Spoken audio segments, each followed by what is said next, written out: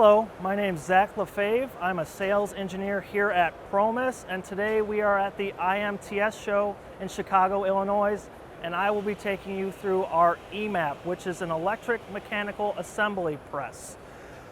We're going to break down the mechanics real quickly. So we have a servo motor here, belt and pulley here, which drives the ball screw, which then drives the press ram. This silver band right here is an internal load cell, which gives us force feedback, and we have an absolute encoder in the motor for positional feedback. Our EMAPs range from 0.2 kilonewtons, as you see here, or 45 pounds, all the way up to a meganewton, or 225,000 pounds. Some common applications they are used in are bending, staking, and crimping. If you would like to learn more, please give us a call at 810-229-9334 or visit us at promessinc.com. Thanks for watching, and we'll look forward to seeing you at the show.